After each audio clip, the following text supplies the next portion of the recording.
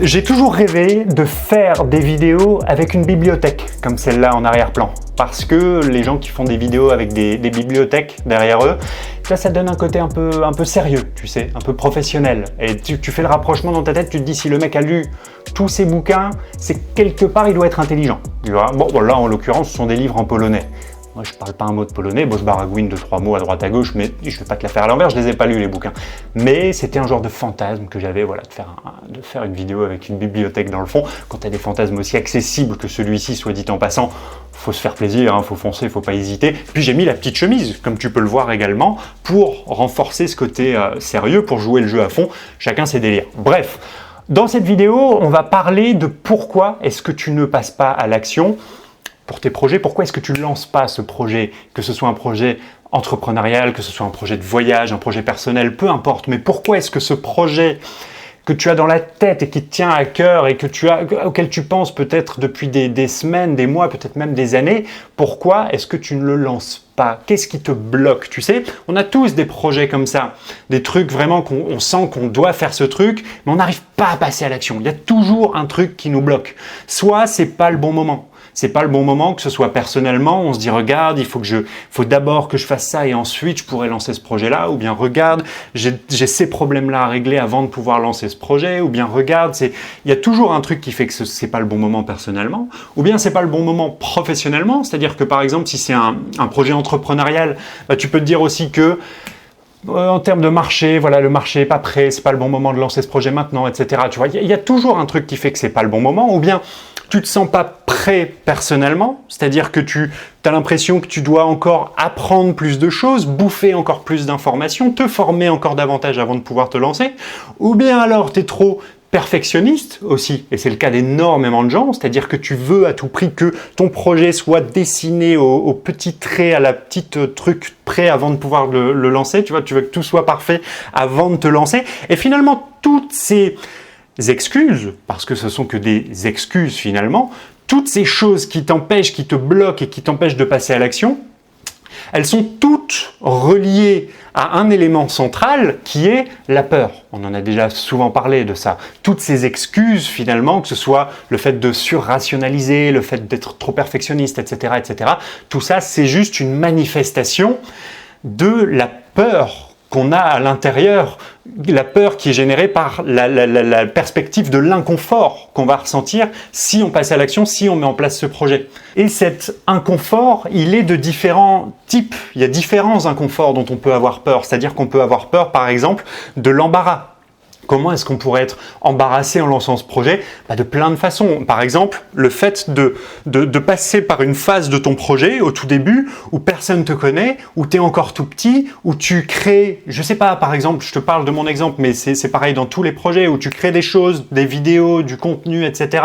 et où personne te connaît, personne regarde ton truc, c'est embarrassant quelque part. Et c'est dur d'accepter qu'au début, on soit tout petit. Mais pourtant, il faut passer par cette phase, il faut être OK avec le fait d'être tout petit au début quand tu commences, même si c'est embarrassant. Tu dois apprendre à passer au-dessus de ça.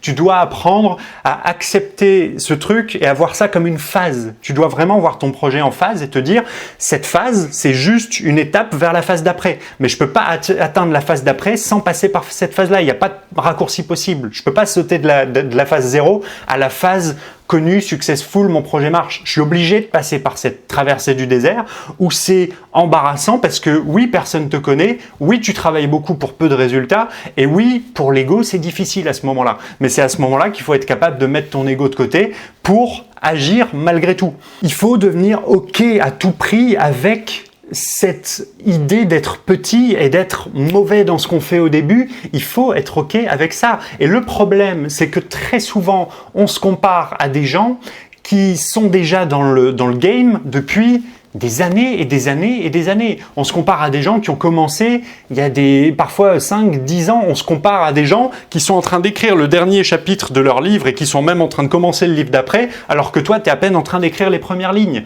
Donc, c'est l'erreur qu'on fait, c'est de se comparer aux mauvaises personnes.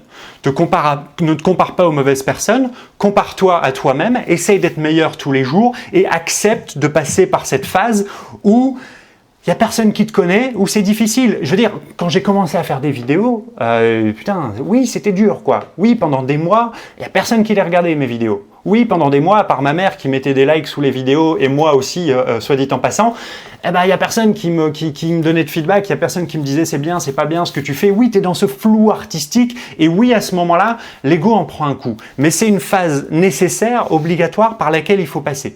Et ça, c'est l'une des peurs les plus importantes, c'est la peur de cet embarras, de passer par cette phase où on se sent petit, où on se sent pas bon et où on sait pas vraiment ce qu'on fait et où on comprend pas vraiment, où on ressent pas vraiment l'impact et la valeur de ce qu'on crée. Mais il faut passer par là.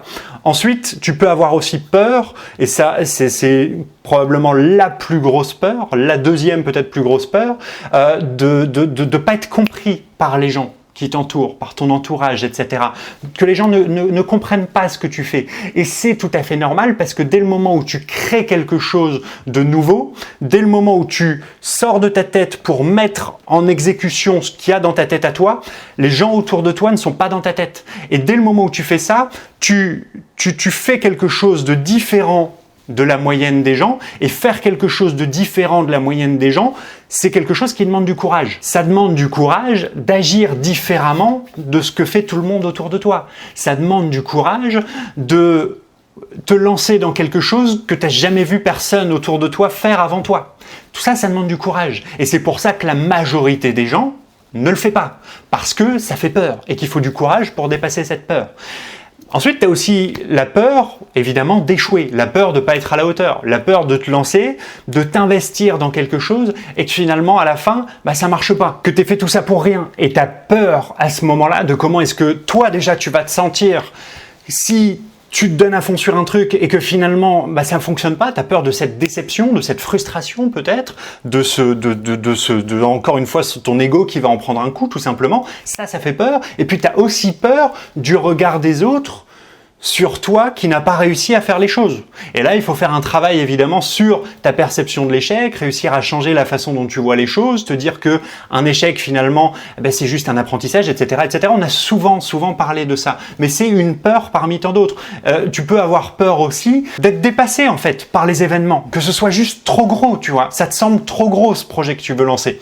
Et là, on en a déjà aussi souvent parlé. La solution à ça, c'est de prendre ce gros projet et de le découper et de le ramener à des tâches. Qu'est-ce que je peux faire déjà maintenant, tout de suite, pour atteindre à long terme ce gros projet? Quelles sont les tâches, les petites tâches que je peux faire quotidiennement, qui sont très souvent des tâches très peu sexy, beaucoup moins sexy que le résultat final. C'est pour ça que c'est si difficile à faire. Mais quelles sont ces tâches et comment est-ce que je peux faire en sorte de mettre en place ces tâches le plus rapidement possible? C'est toujours la même chose si tu veux. Par exemple, tu veux gagner 10 000 euros par mois, admettons. Je prends cet exemple parce que c'est un exemple facile à comprendre. Tu veux gagner 10 000 euros par mois, ça te semble énorme si toi aujourd'hui tu es salarié et que tu en gagnes 1000 ou 2000. Mais si tu réfléchis en découpant le truc, 10 000 euros par mois, en admettant que tu te mettes à ton compte et que tu vendes du service par exemple sur lequel tu as quasiment 100% de marge, 10 000 euros par mois, ça fait jamais que 100 prestations à 100 euros par mois. Et 100 prestations à 100 euros par mois, ça fait quoi? Ça fait 3,3 clients à trouver par jour, quelque chose comme ça. Et finalement, 10 000 euros par mois, ça te semble énorme, mais trouver 3,3 clients par jour, est-ce que ça te semble pas beaucoup plus accessible tout de suite? Et au-delà du fait que ce soit accessible, c'est l'idée que c'est enclenchable, j'ai envie de dire. C'est-à-dire que gagner 10 000 euros par mois, si je te dis ça maintenant tout de suite, tu sais pas quoi faire, mais trouver 3,3 clients par jour, tu sais sur quel levier appuyer. Tu vois, il y a des leviers, tu peux faire de la pub, tu peux créer du contenu, tu peux communiquer, tu peux compter sur le bouche à oreille. Il y a plein de façons de trouver 3,3 clients par jour. Mais tu vois qu'en divisant de cette façon-là, ça semble beaucoup plus accessible. Mais tout ça pour te dire que finalement, des peurs qui nous bloquent, qui nous empêchent de passer à l'action et de lancer ce projet, il y en a plein. Et il y en aura toujours, et elles existeront toujours, ces peurs. Et finalement, la question de pourquoi est-ce que je me lance pas, c'est une fausse question. Je pourrais te dire de travailler sur chacune de ces peurs individuellement, de prendre ta peur de l'échec et de travailler sur ta perception de l'échec, etc. De prendre comme on vient de le faire, de prendre cette peur d'être dépassé, de diviser, etc., etc. On pourrait travailler sur chacune de ces peurs individuellement. Mais quelque part, ce serait une perte de temps phénoménale et ce serait, j'ai envie de te dire, de la masturbation intellectuelle, pour le dire de manière très élégante, dans la situation où tu n'as pas de risque en jeu. Si tu as des risques, des gros risques en jeu, rationaliser a priori à fond, oui, bien sûr, on va pas se jeter tête baissée dans la gueule du loup. Mais dans la majorité des cas, soyons sérieux, je ne sais pas quel est ton projet à toi, mais dans la majorité des cas, dans le monde d'aujourd'hui, le seul risque qu'on prenne en se lançant dans un nouveau projet, c'est de passer pour un con.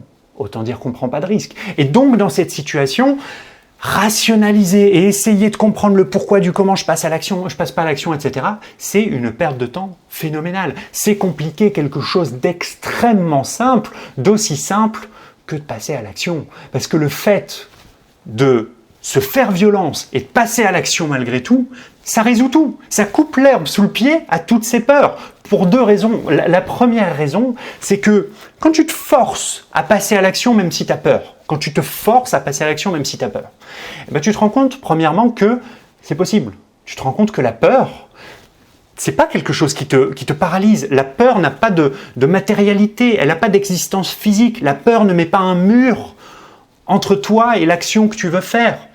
Tu peux très bien avoir peur de l'avion et prendre l'avion quand même.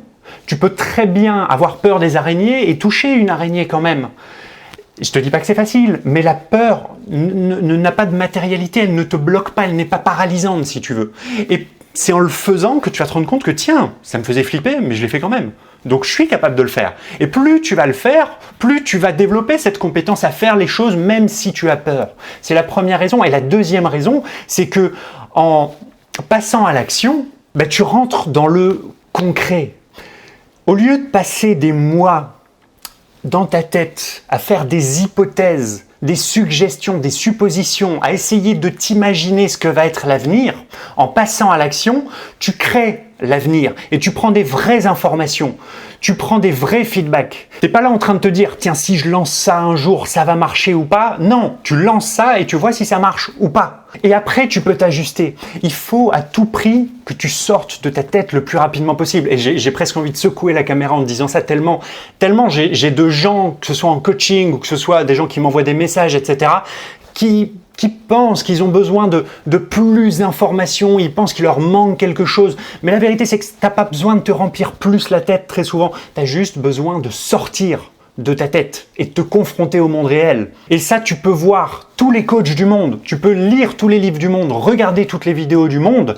Tant que tu ne mettras pas le pied dans l'engrenage, tant que tu ne feras pas le premier pas, tant que tu ne feras pas le premier coup de pédale, tu resteras au même endroit et personne ne pourra rien pour toi. Et ça, il faut le comprendre. Et plus que le comprendre, il faut le mettre en application. Tu dois à tout prix sortir de ta tête, couper ton mental, passer à l'action et réfléchir après. Dans la mesure où tu prends très peu de risques, c'est de cette manière-là que tu dois procéder et pas l'inverse. Sinon, tu resteras toujours au même stade et tu n'avanceras jamais. Alors j'espère que cette vidéo t'aura inspiré, aidé justement, motivé à passer à l'action, à sortir de ta tête le plus rapidement possible. Si c'est le cas, comme d'habitude, tout ce que je te demande, c'est de mettre un petit like juste en dessous pour m'aider à la partager au plus grand monde. C'est de la partager, toi aussi, pourquoi pas, à quelqu'un dans ton entourage que ça pourrait aider, quelqu'un qui est du genre à passer des heures dans sa tête, à prendre plein de notes, à rationaliser, etc. et qui passe jamais à l'action. Et aussi à la commenter, à me partager dans les commentaires ce que tu en as pensé tout simplement. Je te dis à très vite pour la prochaine vidéo. Ciao, ciao.